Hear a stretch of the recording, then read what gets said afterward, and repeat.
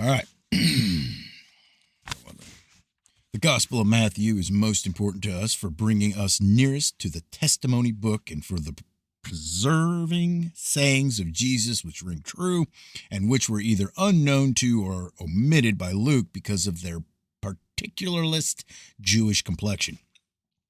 As regards Luke, tradition has it that he gave expression to the gospel which Paul preached. This was a reasonable inference from the evidence that Luke, the physician, had been a common companion, of Paul, that the gospel has a universalistic outlook and some points in common with Pauline teaching, and that Paul is the hero of the author's second treatise, the Acts of the Apostles.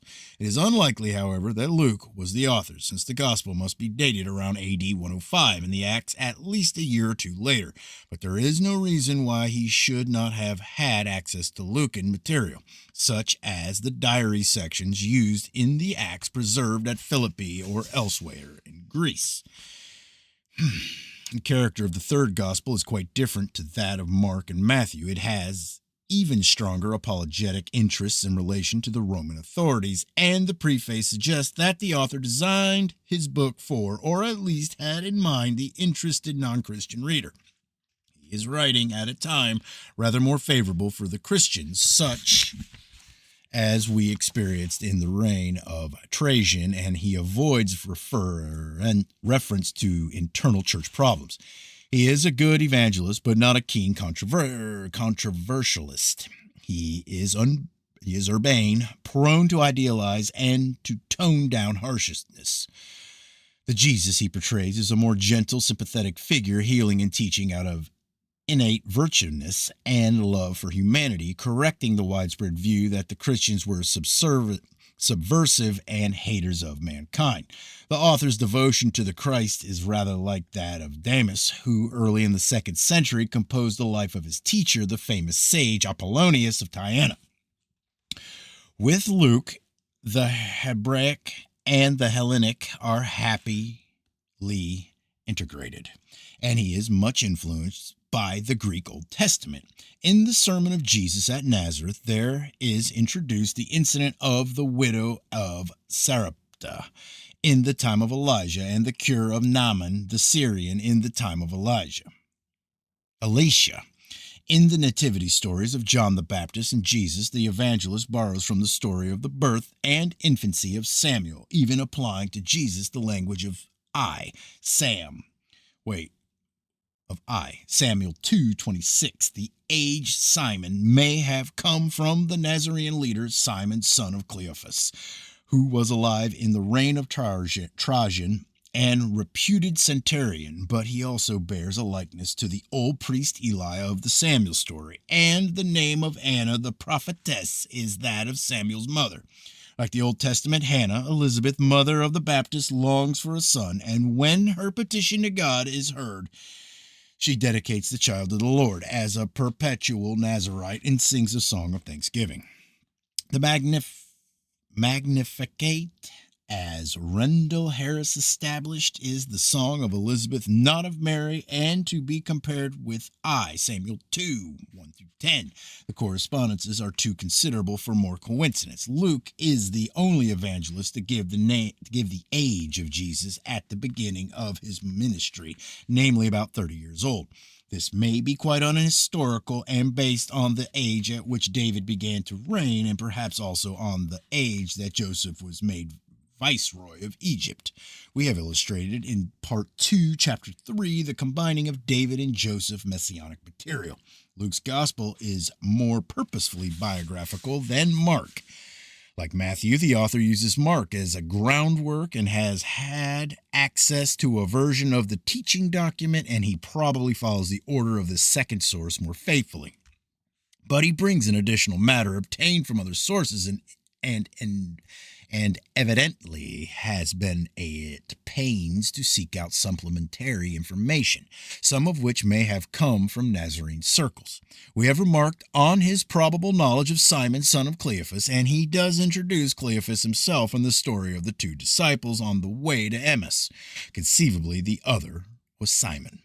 Luke makes rather a parade of his qualifications, but proves himself a better storyteller than he is a historian, and allows himself a good deal of imaginative license. Where he has insufficient data at his disposal, he does not hesitate to borrow language and incidents from non-Christian authorities to amplify his narrative and heighten effects. His requisitioning of the book of Samuel has already come out, but his favorite authority was the Jewish historian Josephus, who was an older contemporary. From Josephus, he learned of the census carried out when Quirinius was legate of Syria, AD 6 and 7, and saw in the census decree the cause why Joseph and Mary went to Bethlehem where Jesus was born. In the autobiography of Josephus, he discovered that the historian had been a precocious child and had written, "While still a mere boy, about 14 years old, I won universal applause for my love of letters, insomuch that the chief priests and learned men of the city, Jerusalem, used constantly to come to me for precise information on some particular of our ordinances." This was just the thing to help bridge the huge gap in the life of Jesus with an account of how he went to Jerusalem at the age of 12 and amazed the learned men in the temple with his knowledge and understanding. There is much more of this sort of embellishment. The parable of the pounds is developed from the history of Archelaus, Herod's successor, as related by Josephus, who went from Judea to a far country, Rome, to obtain a kingdom, and whose citizens hated him, and sent an embassage after him to say, "We will not have this man to reign over us." The reference to the Galileans, whose blood Pilate had mingled with their sacrifices, echoes the riot caused by Pilate's use of the temple treasure to bring water to Jerusalem. Similarly, the story of the Samaritans who stopped Jesus and his followers from Galilee entering their village because Jesus was going up to Jerusalem utilizes the incident in Josephus of a refusal by the Samaritans to permit Galileans to enter one of their villages on the way to Jerusalem.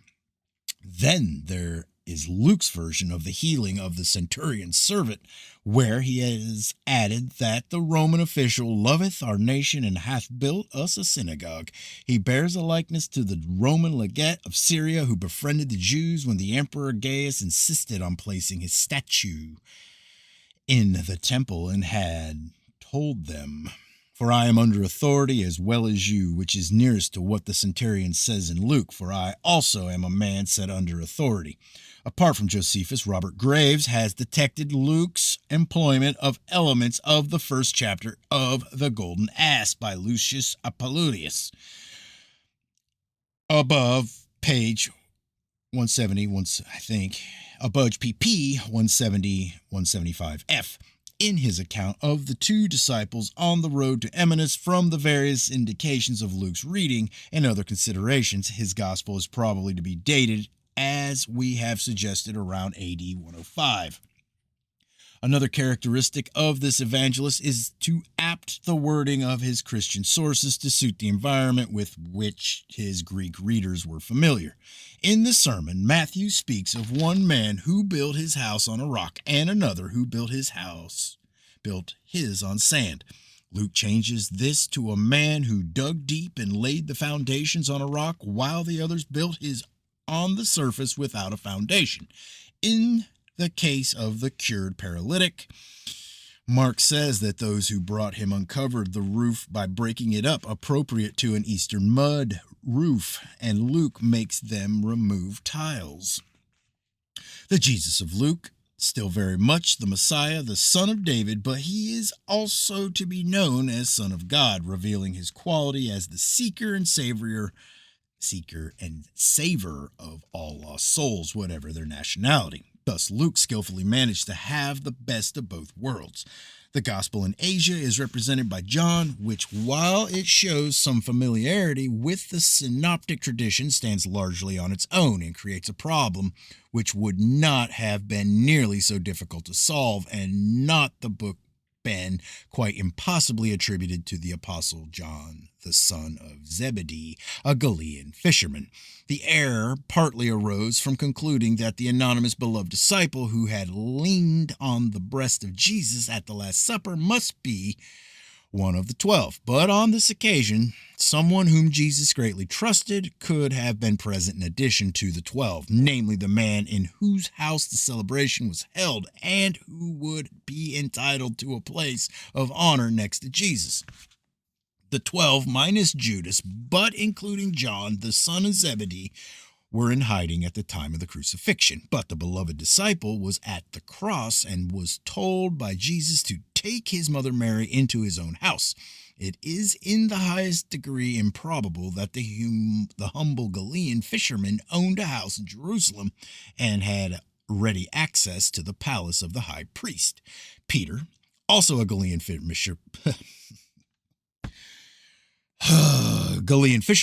could not get in without the mysterious disciples' help. The house could well be the same where the disciples met later to choose a successor to Judas and where the mother of Jesus was present. The matter of the house is simply contributory evidence. It has to be taken in conjunction with the testimony of Polycarp, bishop of Ephesus, at the end of the 2nd century, that John, the beloved disciple buried at Ephesus, had once served as Jewish high priest. This is an exaggeration, but it is not to be doubted that he had been a Jewish priest. As the writer had pointed out in the preface to his translation of John's Gospel, he betrays his priestly office not only by his accurate references to Jewish ritual and temple worship, but when he speaks of the priest not going into the praetorium to avoid defilement, and when he will not himself enter the tomb of which Jesus had been laid until he knows there is no corpse there. This man, whoever he was personally known to the high priest, and it is not far-fetched to identify him with the owner of the house in Jerusalem in which the Last Supper was held. Jesus must have been very sure of the devotion of the unnamed householder to trust himself completely to him. Certainly we can say that the Galilean John was no priest, and in Luke's account of the arrangements for the Last Supper, this apostle was sent with Peter to follow a man who would lead them to the secret rendezvous.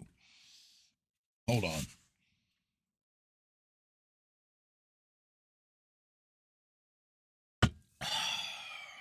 Tradition makes John, the beloved disciple and seer of the revelation, die at the advanced age at Ephesus in the reign of Trajan, after being persuaded against his inclination to dictate his reminiscences of Jesus. Yet the study of the 4th Gospel shows that it is not his work as it stands. Another major hand can be detected, which from the style can be identified with the author of Epistles of John, who is called the Elder. Eusebius speaks of the graves of 2 Johns being shown at Ephesus. This John the Elder was still living in the time of Papias, AD 140, and is cited as an authority by Irenaeus. As we can discern, he was able to employ the memoirs of the aged priest in a gospel which otherwise is entirely his own, but distinguishes himself from the beloved disciple in 2 footnotes. What the relationship was between the Greek elder and the aged Jewish priest is impossible to know, but in some way the elder became the inheritor of his material and could claim to be the repository of his testimony. This put him in a very strong and authoritative position and helped to create a confusion of identity. Through the 4th Gospel, we can still, to some extent, have access to the recollections of the last surviving direct disciple of Jesus, because the book exhibits the existence of an underlying design to present Jesus as Messiah in a series of signs introduced by the words "after this" or "after these events." When the old priest dictated his material, this was some 65 years after the events described, and we have to allow for errors of recollection and uncertainties about the time and place. Nevertheless, we do get a glimpse of important circumstances not represented in the synoptic tradition. Familiarity is shown with the topography of Palestine, especially that of Jerusalem. On several occasions, this authority was an eyewitness of what he related. He introduces persons of consequence not mentioned in the other Gospels, like Nicodemus and Lazarus, the brother of Martha and Mary. To the elder, a Greek whose background and Christian philosophy was very different from that of the old priest, the material was a godsend, since it invested his own peculiar teaching with an atmosphere of authenticity it would not otherwise have possessed, and enabled him to express his ideas through the mouth of Jesus. The fusion created the puzzle which the fourth gospel has always presented of early and late elements, Jewish and anti-Jewish, which can only be satisfactorily explained by recognition of the distinct contributions. The second John, the elder, is almost Marcionite in his way of thinking, so that it is not surprising that a tradition survived in the anti-Marcionite prologues that the beloved disciple had dictated his recollections to Marcion of Pontus, who later turned heretic. For the elder, if the writer may quote himself again, Jesus is the divine Son of the Father, whose earthly birth is not mentioned. He has come direct from God and entered the world and returns to God. His human qualities largely disappear. He addresses the Jews as though not himself a Jew and in disparaging terms. The law of Moses is your law. The peculiarity of the dialogue, Greek-type material supplied by the elder, in keeping with its nature, is that both the Jews and the apostles appear in it virtually as lay figures, enabling Jesus to make his points by their interjection of unreal comments and questions. The discourses of Jesus himself are full of repetitions. He speaks indeed exactly as the author of I, John writes. The gospel is prefaced by a prologue, which is of some service in locating and dating the book in its present form. The prologue takes the form of a hymn in 12 stanzas, each declaimed line being followed by a response. The hymn is to Christ as the divine Logos and light of the world, and could well be the same as that mentioned by Pliny the Younger in his letter about the Christians to Emperor Trajan, written when he was governor of Bithynia in Asia Minor. He says that the Christians met on a certain day before it was light and sang an antiphonal chant to Christ as to God. This dawn hymn must therefore have been a popular one among the Christians. In Asia Minor, in Trajan's reign at the time of the fourth gospel was composed. There are other links with Asia Minor besides this and the Ephesian testimony of the two Johns buried at Ephesus. The apostle Philip is given greater prominence in this gospel, and tradition has it that he and his daughters were buried at Hierapolis, where Papias became bishop. Andrew and Thomas also receive special mention, and they are quoted among the sources of information used by Papias, together with John the Elder, who was still living. The fourth gospel may thus be dated about AD 110-115. It is the latest of the canonical gospels, and yet preserves certain first-hand memories of Jesus in what is left of the record of the beloved disciple. This man lived to such an advanced age that in his lifetime he became a legend, so that it was believed he would not die before Jesus should come again.